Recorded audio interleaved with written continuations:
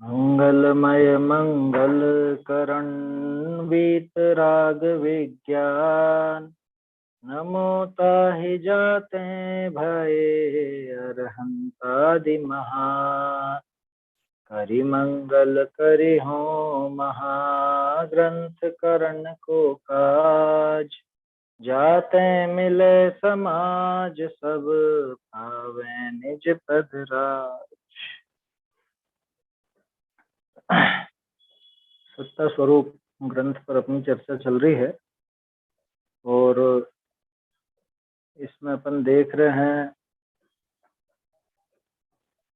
कि सर्वज्ञ देव का अनुमान प्रयोग द्वारा ही हमको स्वरूप का निर्णय करना पड़ेगा और अनुमान तर्क इत्यादि ये ही सर्वज्ञ देव के निर्णय में, स्वरूप के निर्णय में काम आते हैं। अब जो अनुमान है वो साधन पूर्वक साध्य का विज्ञान, उसी का नाम अनुमान है। साधन से जो साध्य का ज्ञान होता है उसे अनुमान कहते हैं। तो साधन कैसा होना चाहिए? साधन ऐसा हो कि जिससे उस साध्य की सिद्धि हो ही सही और उसके बिना साध्य की सिद्धि ना हो, ताकि उस साधन में उस साध्य के साथ व्याप्ति अतिव्याप्ति आदि का कोई दोष ना लगे। तो साधन कितने प्रकार का? तो अपन ने देखा कि 20 प्रकार का साधन। 20 तो ये समझाने के लिए बताया, और भी ज्यादा हो सकते हैं, है ना। और किसी को कुछ और ख्याल में आते हो तो वो भी जोड़ सकते हैं, कोई बड़ी बात नहीं। और याद करना सरल है, कोई कठिन नहीं है 20 की बात। 20 में से 10 तो कल अपन देख चुके हैं। एक बार थोड़ा सा दोहरान कर ले इनके नामों का, बोलो। सबसे पहला तो पर रूप, पर द्रव्य रूप साधन। फिर संयोग रूप साधन, जिसमें एक क्षेत्र अवकाश संबंध की बात आती। तीसरा लक्षण रूप, जो खुद उस साध्य का लक्षण ही हो, साध्य का लक्षण हो उसे साध्य लक्षण रूप साधन कहा। फिर पूर्वचर रूप, जो पहले हो, साधन के पहले हो, साध्य के पहले हो, ऐसा साधन पूर्वचर साधन कहलाता।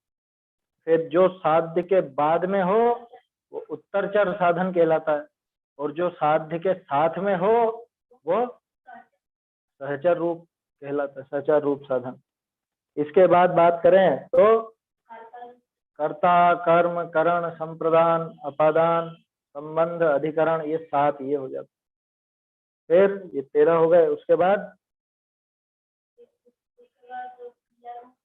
क्रिया रूप होता है, और स्वामी रूप, और स्वरूप रूप, और फिर द्रव्य, क्षेत्र, काल, भाव।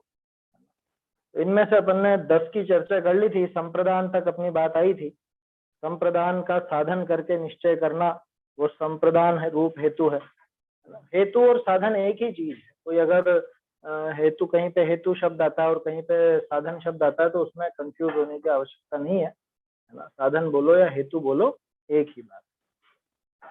देखिए, इसके बाद अपने को 11 नंबर देखना है, 49 पेज पर, 49 पेज पर है, और यहाँ पर हस्तलिखित ये में संप्रदान वाले में आवाज कट हो गई थी थोड़ी, तो आप दोबारा बता दीजिए इसे।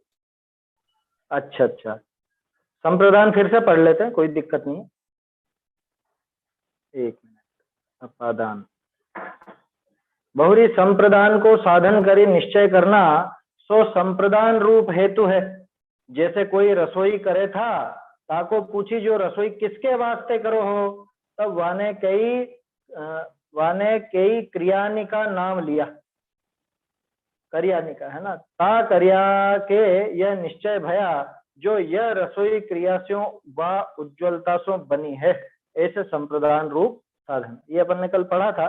इसका तो उदाहरण से आप समझ लीजिए कि जहाँ पे साधन उस साध्य का संप्रदान हो, माने उसके हेतु से वो साध्य होता हो। जैसे हमने पूछा ये भोजन किसके लिए बनाया, ये भोजन फला फला पंडित जी के लिए बनाया है, फला फला विद्वान के लिए बनाया है ना, ब्रह्मचारी जी के लिए बनाया है। तो अपन क्या अंदाजा लगाएंगे कि ये भोजन जरूर शुद्ध है, ये भोजन एकदम शुद्ध है। क्यों? क्योंकि ये तो उन पंडित जी के लिए बनाया गया है।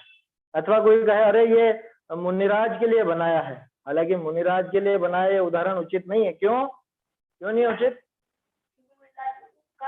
हाँ, उद्दिष्ट आहार होता नहीं है। मुनिराज के हेतु से अलग से बनाया जाए तो श्रावक को उद्गम दोष लगता है। मुनिराज को उद्दिष्ट दोष लगता है। इसलिए जो मुनिराज के लिए बनाने का उदाहरण जान करके नहीं लिया अपन ने, इसमें सीधा सा समझने का है कि किसी व्यक्ति या जो भी उसका संप्रदान, उस संप्रदान को देख करके जो कार्य किया जा रहा है या जो कुछ भी हो रहा है उसका निश्चय करना, निर्णय करना, ये संप्रदान रूप साधन के द्वारा निर्णय किया है ना। संप्रदान साधन हो गया और वो जो कार्य हो रहा है, जो साध्य है, वो उसका एक तरह से क्या कहें, वो हेतु है उसका। तो इस तरह से संप्रदान साधन होता है, माने जिसके लिए किया जा रहा है उससे उस वस्तु का या क्रिया का अनुमान लगा लेना। तो जिसके द्वारा वो अनुमान लगाया गया वो साधन संप्रदान साधन कहलाता है ना। व्यक्ति को देख करके अपन पहचान लेते हैं। हाँ, वो साधन बन गए ना वहां पर।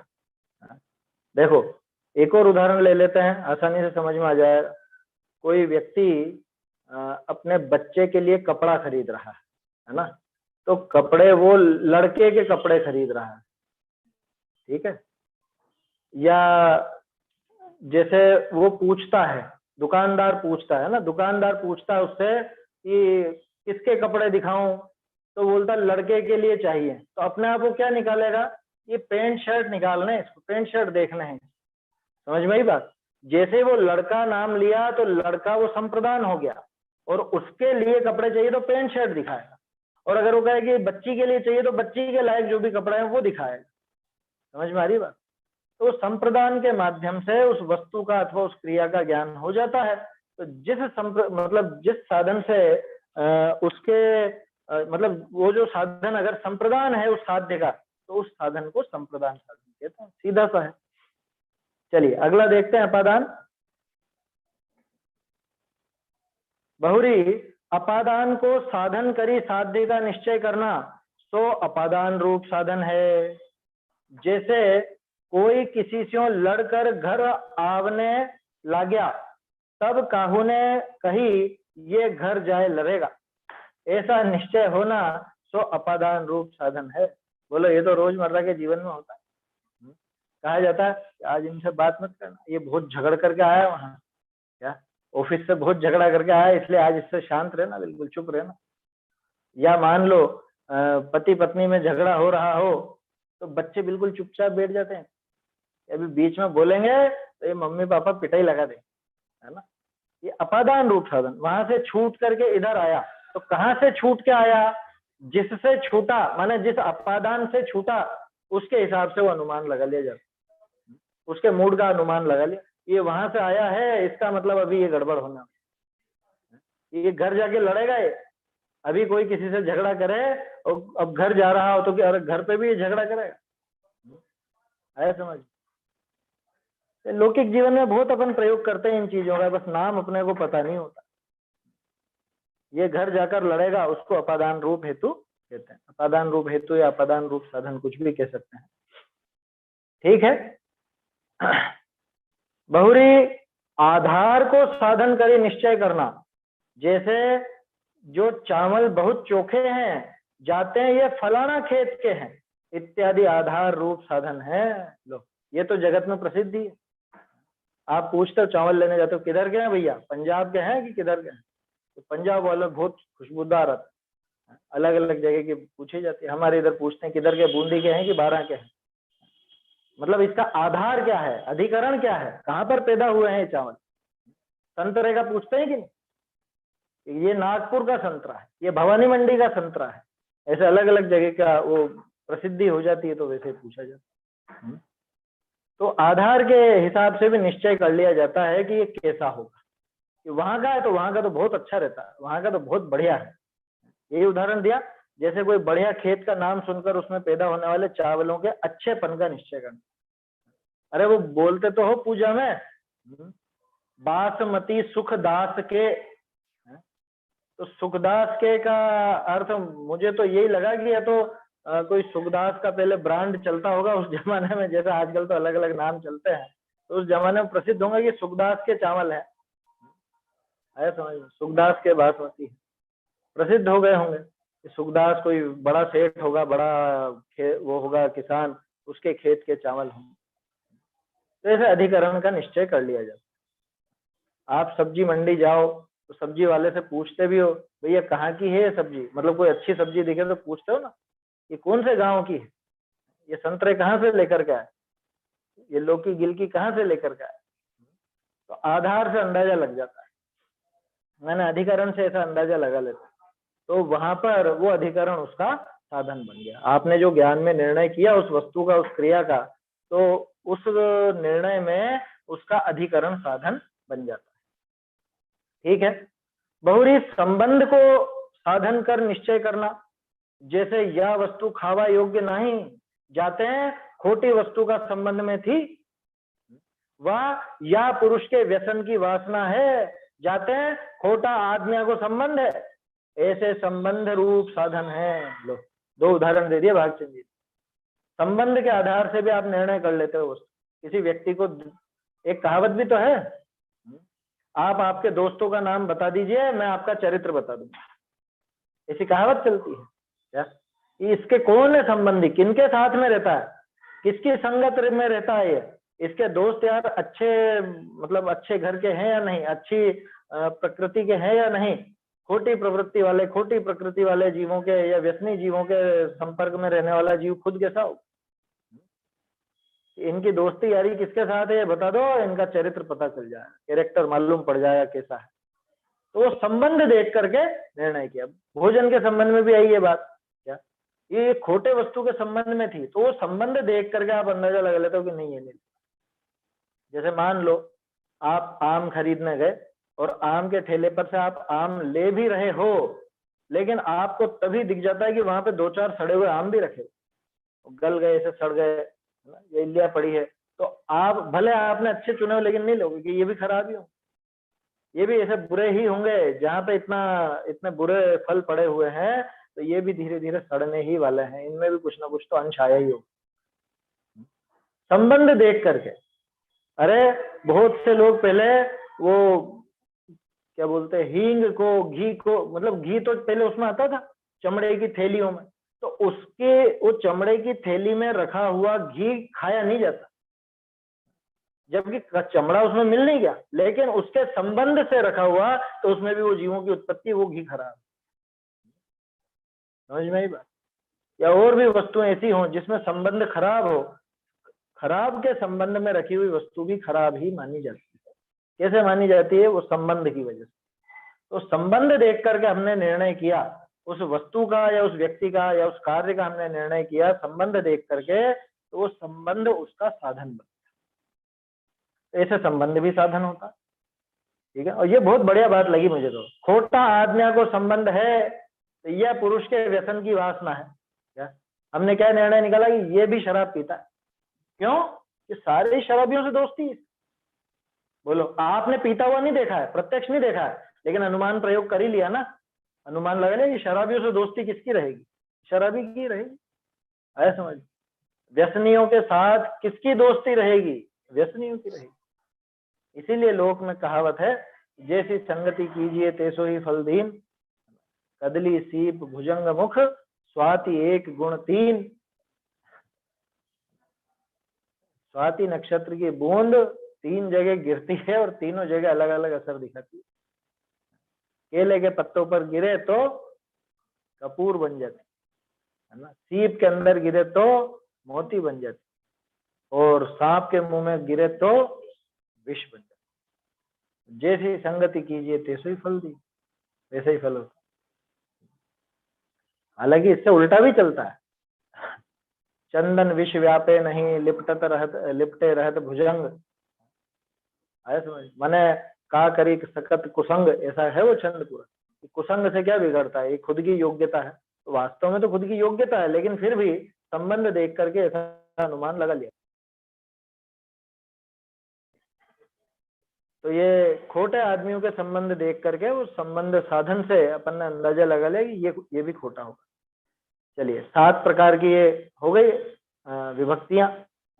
अब देखो, बहुरी कार्यक की प्रारंभ रूप क्रिया के आश्रय कार्य का भला बुरा इत्यादि होने का निश्चय होना तो क्रिया रूप साधन। जैसे बहुरी स्वामी को साधन करी निश्चय करना, जैसे नहीं ये तो अलग आ गया, इसका छूट गया उदाहरण, इसमें दे रखा है क्या? हाँ वीणादि, यहाँ पे ये लाइन छूट गई इस हस्तलिखित में। कार्य की प्रारंभ रूप क्रिया द्वारा कार्य की भलाई या बुराई का निश्चय करना, जैसे वीणादि के बाजने रूप क्रिया से गाने रूप कार्य का निश्चय करना, वह क्रिया रूप साधन। क्रिया से अंदाजा लगा ले आगे क्या होने वाला।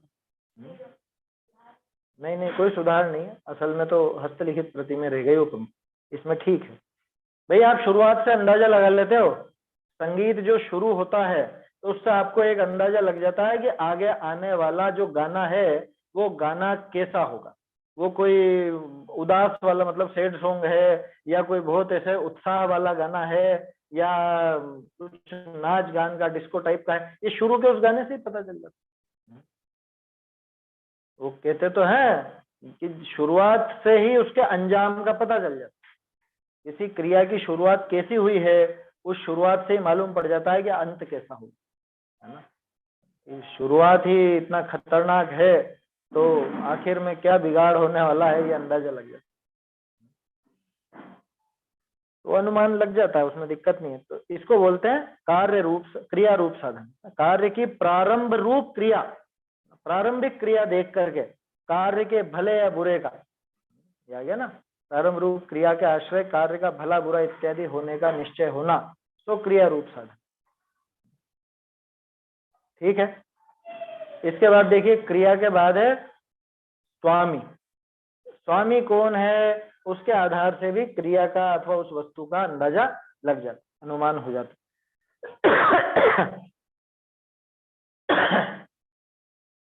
बहुरी स्वामी को साधन करी निश्चय करना, जैसे मुनि श्रावक के घर भोजन ले है तो मुनिया के ज्ञान में तो भोजन का शुद्ध अशुद्ध पना तो ज्ञान में ना आया, पर जैनी पिछानी आहार ले है।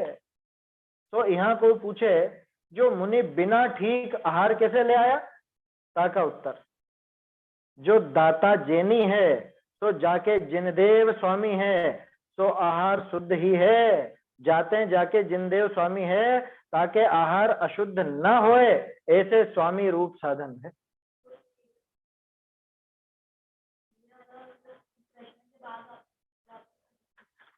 इसमें क्या दिया है, आहार किस प्रकार करेंगे, एक ताका उत्तर जो दाता जैनी है, दाता जैन है, जिनदेव जिसके जिनदेव स्वामी हैं, जिनदेव ही जिसके स्वामी वो तो आई क्या, जिनदेव का निश्चय है, एक्स्ट्रा है इसमें, कोई बात नहीं वो तो चलने दीजिए, उसके पहले लगा लीजिए प्रश्न के जो प्रश्नवाचक है उसके बाद ही उसका उत्तर।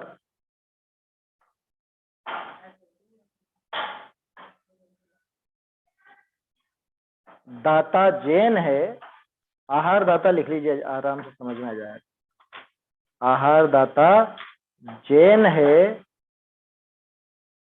कोमा उसके के बाद बस ये जुड़ जाए, उसके जिनदेव का निश्चय है तथा जिनदेव ही जिनके स्वामी हैं उनके वहां आहार अशुद्ध नहीं होगा।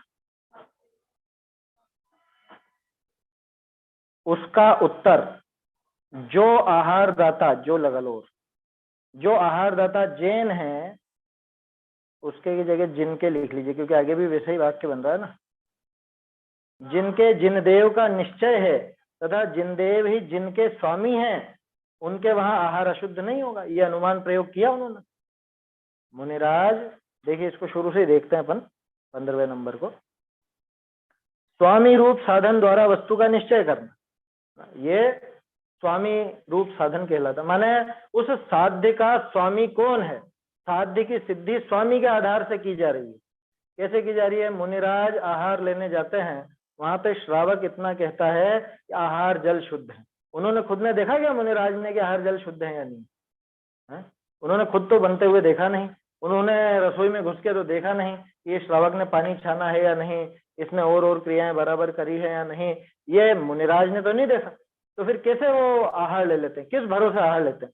कि अनुमान से उन्होंने जान लिया कि आहार और जल शुद्ध है। क्यों? क्योंकि एक बात की देने वाला जैन है, स्वामी, उस भोजन का स्वामी, आहार दाता, वो आहार दाता जो कि भोजन का स्वामी है, वो कौन है? कि जैन है। उसके जिनेंद्र देव का निश्चय है, वो झूठ नहीं बोलेगा और वो ऐसी गड़बड़ क्रिया नहीं करेगा।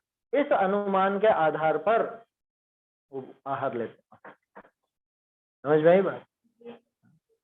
अरे जैसे आप ही जिनके शुद्ध भोजन का नियम है ना, अब मान लो जैसे आप मेरे घर पर आओ तो मैं आपसे कह दूं कि आप बिल्कुल निश्चिंत रहिए, एकदम सब शुद्ध, सब घर का ही है अपना, तो आप मेरी बात पर भरोसा रख करके तो भोजन करोगे। आपने थोड़ा देखा कैसे बनाया कैसे नहीं बना, अनुमान लगा लिया कि ये व्यक्ति झूठ नहीं बोलता तो इसके यहाँ दिक्कत नहीं हो, इन्होंने कहा है शुद्ध है तो शुद्ध ही होगा। ऐसे उस स्वामी को देख करके भी उसका निर्णय कर लिया जाता है। जैसे कोई बहुत ठाट बाट से रहता हो, है ना, और बहुत ही मतलब वास्तव में बहुत अमीर हो या कुछ हो, अपने को पता है, लेकिन अपन ने कभी उसका घर नहीं देखा, तो अपन क्या अंदाजा लगाते हैं कि हाँ ये तो बहुत आलीशान बंगला या कुछ इस तरह का होगा, या इनकी वस्तुएं तो ऐसी होंगी। तो स्वामी के आधार पर उन वस्तुओं का या उन क्रियाओं का ज्ञान भी हो जाता है। ठीक है, तो उसको कहते हैं स्वामी रूप साधन। ऐसे साधन का नाम है स्वामी रूप साधन। स्वामी का साधन कर निश्चय करना, जैसे मुनि श्रावक के घर भोजन लेते हैं तो मुनिया के ज्ञान में भोजन का शुद्ध अशुद्ध पना तो ज्ञान में ना आया, उन्होंने तो बनते हुए नहीं देखा, उन्हें तो पता नहीं, पर जैन ही पिछानी आहार ले, वो पहचान जाते हैं कि ये जैन है, उसकी क्रिया देखकर, उसकी बातें देख करके उनको पहचान हो जाती है ये जैन है।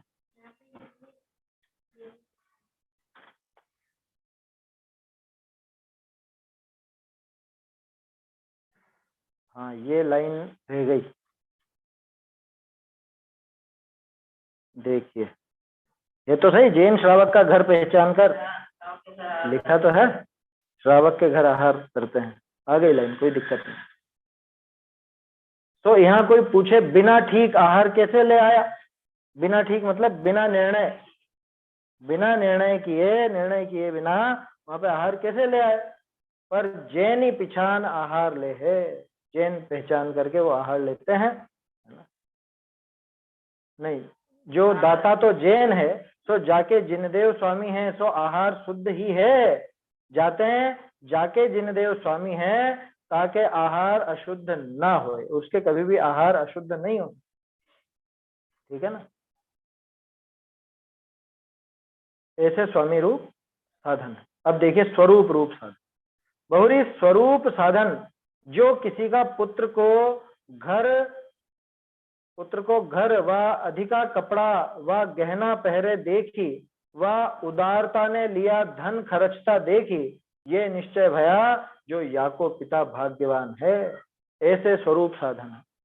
स्वरूप का साधन कैसे हुआ? किसी को बहुत खर्चा करते हुए देख करके, या बहुत आलीशान उसने घर भी बना रखा है, या बहुत सुंदर कपड़े पहनता है और ठाट बाट से रहता है, खर्चा करने में कोई कमी नहीं करता, वो सब देख करके क्या अंदाजा लगाया, क्या अनुमान लगाया कि ये भाग्यवान पिता का बेटा है।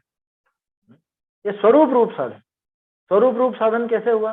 अरे भाई जिसके पास बहुत पैसा है वो खर्चा करेगा, आया समझ में, उसके दिखेगा खर्चा, है ना। अभी इसमें आज की वो बात मत लगाना, कौन सी, ऋण लेकर घी पियो वाली, क्योंकि आजकल तो दिखावटी लोग भी बहुत होते हैं। हाथ में कुछ भी नहीं हो, मतलब खुद के पास कुछ रुपया पैसा नहीं हो, तो भी बैंक से या और बाजार से उधार लेकर के, लोन लेकर के अपने शौक पूरा करते हैं, दिखावा करते हैं, वो बात मत लेना। ये जो पहले शादियों में बहुत दिखावा होता, अभी भी होता है, शादियों में जो बहुत दिखावा करने की पद्धति है ना, उसके पीछे एक ये कारण भी होता है, समाज में दिखाना कि हमारे पास भरपूर है, ताकि व्यापार चलता रहे, लोग बाग उंगली नहीं उठाएं या व्यापार करने में झिझके नहीं कि क्या पता कैसा व्यक्ति है, कहीं डूब तो नहीं जाएगी पार्टी, इसमें पैसे लगा तो रहे हैं। तो ये सारी बात उससे समझ में आ जाती है, उस दिखावे को देख करके ये पहचान जाता है सामने वाला, अरे इतना खर्चा करा मैंने, इसके पास पैसा तो कोई कमी नहीं, तो ठीक है चलने दो इनसे व्यापार, ऐसा होता। और इसी बात को लेकर के, इस अनुमान प्रयोग को बहाना बना करके लोग बाग आजकल ठगी भी करने लगे। दिखावा ऐसा करते हैं जैसे बहुत बड़े धन्ना सेठ हो, लेकिन होता कुछ भी नहीं, बिल्कुल कंगाल। चलिए, तो हो गए ये 16 प्रकार के, तो ये हो गए। अब बच्चे 4, द्रव्य, क्षेत्र, काल, भाव। ये देखिए, बहुरी द्रव्य रूप साधन जो, एक मिनट, जो ये लाडू, हाँ ये अलग अलग जगह था। द्रव्य रूप साधन जो ये लाडू सर्वथा अच्छे न हो जाते हैं, खांड खोटी आई है, ऐसे द्रव्य रूप साधन। कितना सीधा उदाहरण, द्रव्य को साधन बना, ये लड्डू अच्छे हो ही नहीं सकते। इसमें जो खांड, खांड मतलब वो पुरानी जो शक्कर होती थी, खांड सारी शक्कर, ये वही खोटी है, शक्कर ही खोटी है, तो क्या बनेंगे अच्छे। ये आम का रस बेकार बनेगा, क्योंकि आम ही बेकार आए हैं, स्वाद ही नहीं है, फीके हैं, बिल्कुल खट्टे हैं। बोलो, उस द्रव्य से आपने निर्णय कर लिया ना, इसको कहते हैं द्रव्य रूप साधन। द्रव्य के आधार से आपने अनुमान लगा लिया कि ये वस्तु कैसी होने वाली है। चलिए अगला उदाहरण, अगला वो साधन, बहुरी क्षेत्र रूप साधन जो ऐसे काहू ने कया, जो, ये छूट गया इसमें है ना, ये पंक्ति छूट गई। क्षेत्र द्वारा वस्तु का निश्चय करना, जैसे अमुक बढ़िया क्षेत्र में धान पैदा हुआ है इसलिए धान बढ़िया है। ये तो वही अधिकरण वाली बात आ गई इसमें, है ना।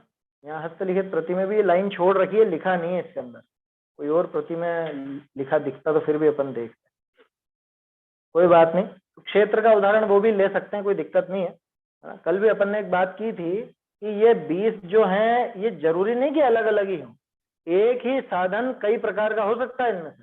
अभी जैसे अपन ने देखा, अधिकरण रूप साधन और ये क्षेत्र रूप साधन, इन दोनों में अंतर नहीं है। किस क्षेत्र का, उससे अंदाजा लगा लिया आपने। आया समझ में। तो क्षेत्र अलग भी हो सकता है, जरूरी नहीं कि वो उसका आधार हो, है ना। क्षेत्र आधार ही हो ये जरूरी नहीं है, आधार क्षेत्र ही होता है। अच्छा, एक और चीज, आधार कुछ और भी हो सकती है, उसमें सिर्फ क्षेत्र की बात नहीं। किसके आधार पर है, जैसे ये इस टेबल के ऊपर रखी हुई, या आधार से अपन ने देखा था अधिकरण के उससे ही कि ये किस, जैसे चमड़े के थैले में रखा हुआ था घी, या बिल्कुल बेकार उसमें रखा हुआ, उसमें रखे हुए फल थे बेकार ठेले में, तो अपन समझ जाते हैं कि ये वस्तु तो बेकार है। तो अधिकरण वो भी हो सकता है, लेकिन क्षेत्र तो क्षेत्र ही है, समझ में। क्षेत्र में तो जगह की ही बात आएगी, अधिकरण में और बातें भी आ सकती है। क्षेत्र द्वारा वस्तु का ऐसे निश्चय हो जाता है कि ये वहां के हैं तो इसलिए अच्छे ही होंगे, ये वहां के पंजाब के चावल हैं तो ये बढ़िया होंगे, नागपुर के संतरे हैं तो ऐसे मीठे होंगे, ये वहां के आम हैं, कहाँ के रत्नागिरी के हापुस हैं ये, तो ये तो स्वाद में अच्छे ही होंगे। अभी चखा नहीं है, लेकिन पहले ही मालूम पड़ गया अच्छे होंगे, दे दो तुम तो तोल के दे दो। आया समझ। तो इस तरह से अधिकरण के क्षेत्र के आधार से भी अनुमान लगाया जाता है। क्षेत्र को जब साधन बनाया तो वो क्षेत्र रूप साधन कहलाता है। बहुरी काल स्वरूप साधन, ये भी पंक्ति छूट गई इसके अंदर, देखिए, काल द्वारा वस्तु का निर्णय करना वह काल रूप साधन है। इसमें भी इतना ही दिया, माने हस्तलिखित प्रतियों में भी ज्यादा नहीं लिखा था। काल भी साधन बन जाता है, जैसे अपन ने पूर्वचर उत्तरचर में लिया था ना, वो काल के हिसाब से ही तो लिया था, वो भी काल के ही भेद हैं एक तरह से। काल से ऐसे समझ सकते हो, नहीं है, अच्छा हाँ, ये भी हो सकता है कि ये कौन से समय का है, ये सर्दी का है, कि सर्दी में बनी हुई वस्तु तो अच्छी होगी। अरे मकान बनवाते हैं लोग बाग, तो कहते हैं ना सर्दी में बने हुए मकान बहुत अच्छे पक्के होते हैं, वो सीमेंट की अच्छी पकाई अच्छी हो जाती है, बढ़िया पक जाता है सीमेंट। तो काल के हिसाब से भी निर्णय कर लिया जाता है, वहां तो उस समय पानी की आवश्यकता ज्यादा नहीं होती। अरे सीधा ऐसा है, आप मान लो मुझे फोन लगाने की सोचो, ठीक है, आपने सोचा कि मुझे फोन लगाया जाए। अब आपको एकदम से ख्याल आया, कितनी बजी है, कि अभी तो 4 बजे, 4:15 बजे, कि नहीं मत लगाओ, अभी तो स्वाध्याय में होंगे, अभी फोन लगाने से बात नहीं हो पाएगी, क्यों कि अभी तो 4:15 बजी है। काल देख करके आपने अनुमान लगा लिया कि अभी तो स्वाध्याय में होंगे, ये स्वाध्याय का समय है उनका। आया समझ। तो ऐसे काल से भी पकड़ लिया जाता है। तो काल को जब साधन बनाकर अनुमान प्रयोग करें तो काल रूप साधन के लिए देखो, बहुरी भाव रूप साधन, भाव द्वारा वस्तु का निश्चय करना वह भाव रूप साधन है। इसका भी उदाहरण इसमें भी नहीं है और हस्तलिखित में भी नहीं है और छपी हुई में भी नहीं है। भाव द्वारा वस्तु का निश्चय करना किया जा सकता है उसका स्वरूप को देख के। मुझे ऐसा लगता है स्वरूप रूप और ये भाव रूप एक जैसे रहे।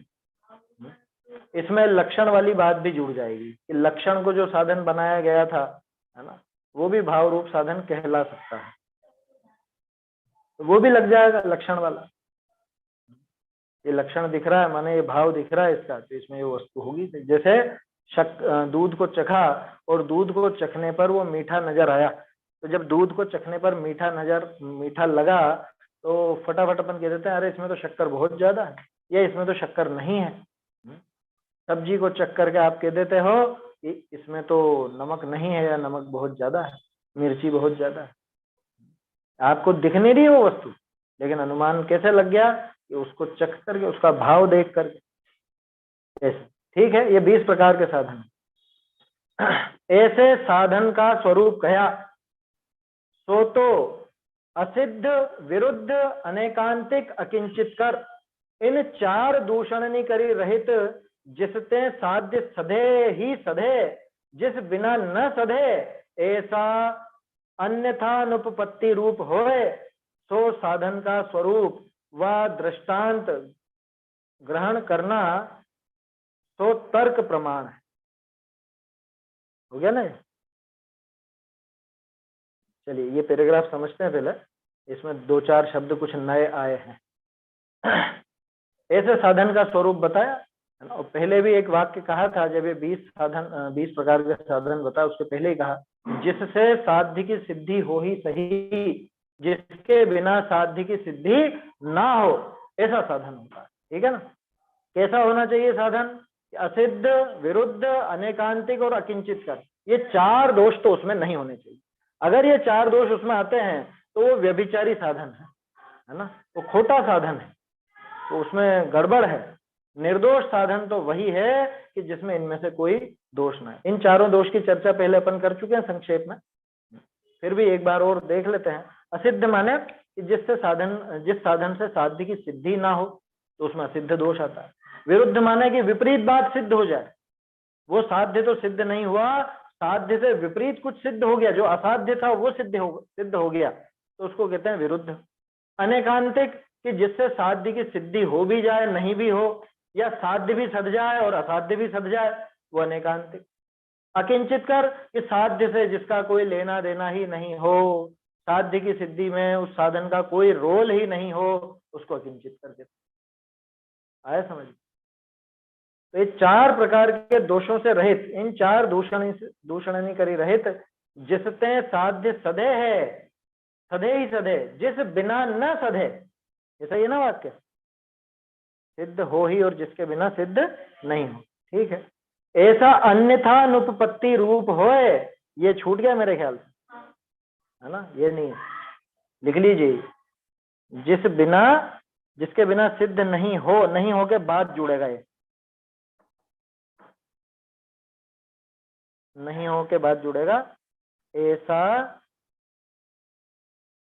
अन्यथा नुपपत्ति, अन्यथा नुपपत्ति, अब इसका अर्थ क्या है वो बताता हूं। अन्यथा नुपपत्ति रूप, अन्यथा नुपपत्ति रूप हो। अन्यथा अनुपपत्ति रूप होगा क्या मतलब? देखो, अन्यथा माने अन्य प्रकार से, है ना? उपपत्ति माने, उपपत्ति और उत्पत्ति एक जैसा है। उपपत्ति माने उस कार्य की सिद्धि, और अनुपपत्ति माने कार्य की सिद्धि नहीं होना। ठीक है ना? उपपत्ति माने कार्य की सिद्धि होना, और अनुपपत्ति माने कार्य की सिद्धि नहीं होना। अब कह रहे हैं कि अन्यथा अनुपपत्ति माने अन्यथा अनुपपत्ति, इसके बिना अन्य प्रकार से इस कार्य की सिद्धि नहीं हो। समझ में आ रही बात? तो साधन कैसा होना चाहिए कि साधन का साध्य के साथ अन्यथा अनुपपत्ति रूप संबंध होना चाहिए। इसी को, हाँ आगे तो ठीक है, वो वह साधन, इसको आप अविनाभावी भी कह सकते हो, अन्यथा अनुपपत्ति को अविनाभाव भी कह सकते हो। इसके बिना नहीं होगा, इससे होगा ही होगा, इसके बिना नहीं होगा, है ना। अन्यथा अनुपपत्ति, जैसे एक छोटा सा उदाहरण, बारिश की बादलों के साथ अन्यथा अनुपपत्ति है। क्या मतलब कि बादल अगर नहीं हो, देखो बादल के साथ बारिश की अन्यथा अनुपपत्ति बताई ना, माने बारिश बादलों से अन्यथा उपपन्न नहीं हो सकती। बात समझ में आ रही है? बारिश बादलों से अन्यथा माने बादलों के अलावा, बादलों के बिना उपपन्न नहीं हो सकती, माने संभव नहीं हो सकती। ठीक है, तो अन्यथा अनुपपत्ति माने अविनाभाव, कि उन बारिश का बादल, उस बारिश का बादलों के साथ अन्यथा अनुपपत्ति रूप संबंध है, अविनाभाव रूप संबंध है, ऐसा। इसको कहते हैं अन्यथा अनुपपन्नत्वम। अन्यथा अनुपपत्ति रूप होए सो साधन का स्वरूप व दृष्टांत, ऐसे साधन का स्वरूप,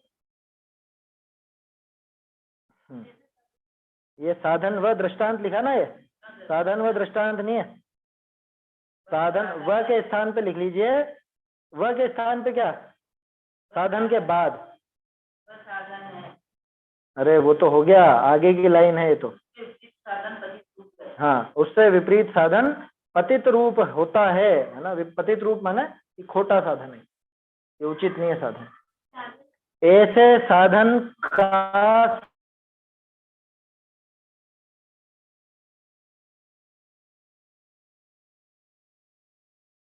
आवाज आपकी ऑफ है, आपके म्यूट हो गए, आप दोबारा बोलिए, म्यूट हो गए आप, आपका म्यूट चल रहा है, दोबारा बोलिए, अच्छा दोबारा लिखाइए बराबर। अब आ रही है आवाज। हाँ चलिए सुनिए ध्यान से। ऐसे साधन, साधन के बाद जोड़ी, ऐसे साधन का स्वरूप, है ना, फिर आगे वह दृष्टांत तो लिखा ही, ऐसे साधन का स्वरूप वह दृष्टांत ग्रहण करना वह तर्क प्रमाण। इसको ही तो कहा था तर्क। तर्क की क्या परिभाषा थी? व्याप्ति के ज्ञान को तर्क। किसकी व्याप्ति, किसमें व्याप्ति? इस साधन और साध्य की व्याप्ति। साधन साध्य तो खैर अनुमान में लगेंगे, सीधा सीधा है एक वस्तु की दूसरी वस्तु के साथ जो व्याप्ति है, अन्यथा अनुपपत्ति रूप, अविनाभाव रूप, उस व्याप्ति का ज्ञान होना तर्क है।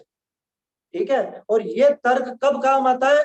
जब हमको किसी साध्य की सिद्धि करनी हो, तो उस साधन की मदद से और उसके संबंध में जो व्याप्ति हमारे दिमाग में है, उस साधन को देख करके वो तर्क हमारे ख्याल में आता है और तत्काल हम अनुमान का प्रयोग। जैसे धुएं का ही उदाहरण लें अपन, धुएं और आग के।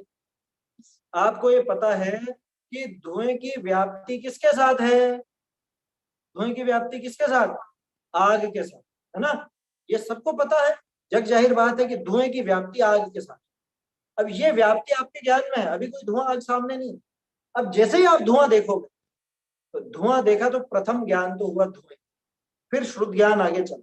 श्रुत ज्ञान के साथ स्मृति भी। स्मृति कौन सी? उस तर्क की स्मृति। पहले हमने जाना था कि धुएं और आग की एक साथ ही व्युत्पत्ति बैठती है, माने धुएं और आग में अन्यथा अनुपपत्ति रूप संबंध है, अविनाभाव संबंध है। ये जाना था, तो ये स्मरण में आया, और ये स्मरण में आया, वहां प्रत्यय भी ज्ञान भी हुआ, वो सारी बातें भी हुई। अपन तो सीधे तर्क पर आते कि उस धुएं को देखा, ये तो सबसे पहला ज्ञान। धुएं को देख करके वो तर्क अपने ज्ञान में खोदा कि जहां जहां धुआं होता है वहां आग जरूर होती है, इसलिए यहाँ पर आग। ये अनुमान का प्रयोग, ऐसा हमने अनुमान का प्रयोग कर।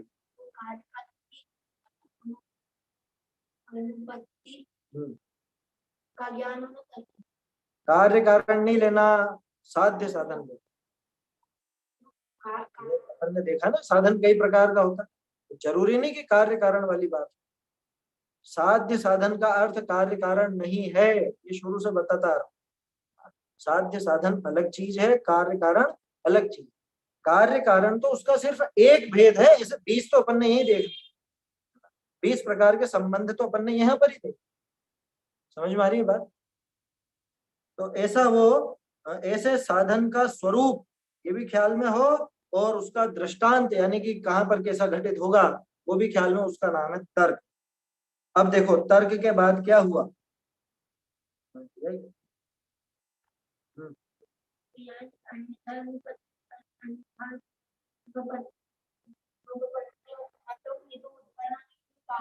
नहीं, उत्पन्न होना नहीं है ये। अन्यथा अनुपपत्ति माने उसका अन्य प्रकार से सिद्ध नहीं होना। उपपत्ति माने सिद्धि, आया समझ में? उपपत्ति माने सिद्धि। तो समझाने के लिए मैंने कहा था कि उसको उत्पत्ति भी कह सकते हो, ज्ञान में वो उत्पत्ति। उपपत्ति अलग है, उत्पत्ति अलग है। उपपत्ति में उसकी सिद्धि, अन्यथा अनुपपत्ति माने अन्यथा उसका नहीं होना, अन्यथा उसका सिद्ध नहीं होना, इसको अन्यथा अनुपन्नत्व कहते हैं। आया समझ में? चलिए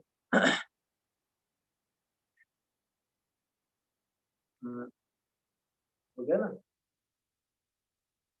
सो तर्क प्रमाण। अब अगला पैराग्राफ बड़ा है, अब इसके अंदर उसकी बारीकी आएगी, माने अनुमान में किन किन बातों का प्रयोग होता है। यहाँ आपको धर्मी, साध्य, साधन, स्वार्थानुमान, परार्थानुमान, ये न्याय दीपिका का संक्षेप सार आपको यहाँ पे मिल रहा है, भागचंद जी बता रहे हैं। आया समझ? तो इसकी चर्चा तो अपन कल ही देखेंगे, हालांकि 2-1 मिनट है अभी, लेकिन इस विषय को अपन कल ही देखेंगे, अभी जल्दी जल्दी देखने में मजा नहीं आया। किसी को कोई प्रश्न हो, आज जो विषय देखा उसमें या पीछे जो देखा उसमें कोई प्रश्न हो तो पूछ सकते हैं, 2-3 मिनट तो है अपने पास। देखिए तर्क से अनुमान की सिद्धि कैसे होती है ये तो है ना समझ। तर्क सार्वभौमिक है, तर्क पर्टिकुलर किसी एक वस्तु पर नहीं लगता, अनुमान किसी एक वस्तु या क्रिया पर लगे क्या। तर्क कैसा है? तर्क तो ऐसा है कि धुआं आग के बिना नहीं होता, ये तर्क है। शक्कर डली तो मिठास होगी, ये तर्क है। लेकिन इस दूध में शक्कर है या नहीं है? ये अपन फिर अनुमान का प्रयोग। उस पर्वत पर आग है या नहीं, ये अपन उसका प्रयोग करेंगे। और जो ये 20 प्रकार के साधन दिखाए हैं, इन 20 प्रकार के साधनों से, इनके अलावा और भी हो सकते हैं, इन सबसे उस साध्य की सिद्धि की जाती है। आया समझ? तो तर्क से अनुमान चलता, तो तर्क और अनुमान पे इतना जोर क्यों दिया भागचंद जी ने? कितने प्रकार के प्रमाण देखे थे अपन? 13 प्रकार के प्रमाण। 13 प्रकार के प्रमाण में से सर्वज्ञता के स्वरूप की, सर्वज्ञ के स्वरूप की सिद्धि, सर्वज्ञ के स्वरूप का निर्णय कौन कौन से प्रमाण से हो सकता है? 10 से कैसे होगा अभी? 13 में से हमारे तो है 10, 3 तो हमारे पास है नहीं, लेकिन उन 10 में से भी 8 काम नहीं आते इसमें। समझ में आ रही बात? 8 काम नहीं आएंगे, सिर्फ तर्क और अनुमान ही काम ना है, इसलिए तर्क और अनुमान पर इतना जोर दे। समझ में आई बात?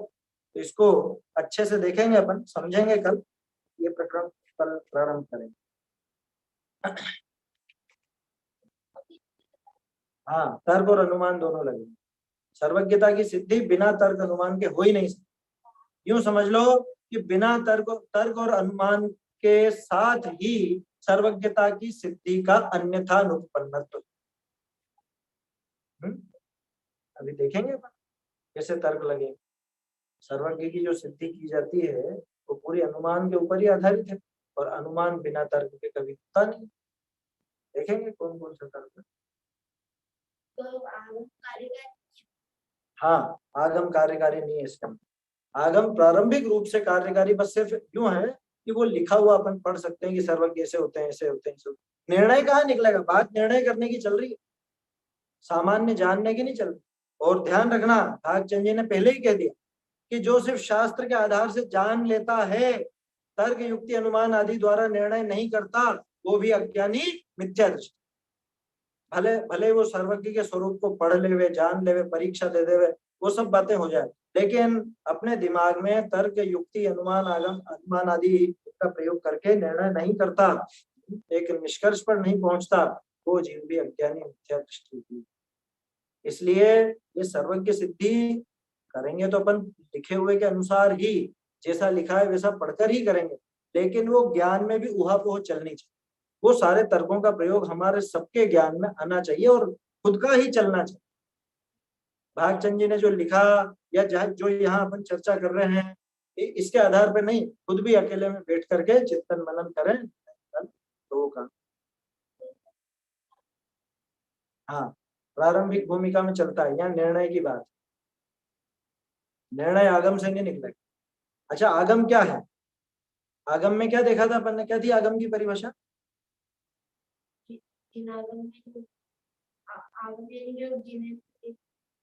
जिनेंद्र देव की वाणी के आधार से निर्णय करना, निर्णय करने को आगम प्रमाण कहा था। यहाँ आगम प्रमाण की बात, सामान्य आगम की बात नहीं।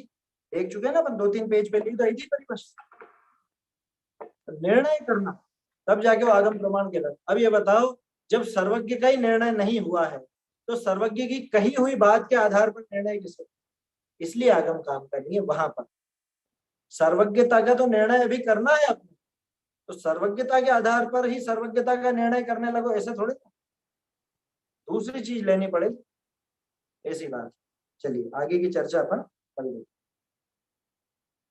निज निधि निज में बताई यह अनंत उपकार है, इसके लिए जिनवाने वंदना शत बार, वंदना शत बार।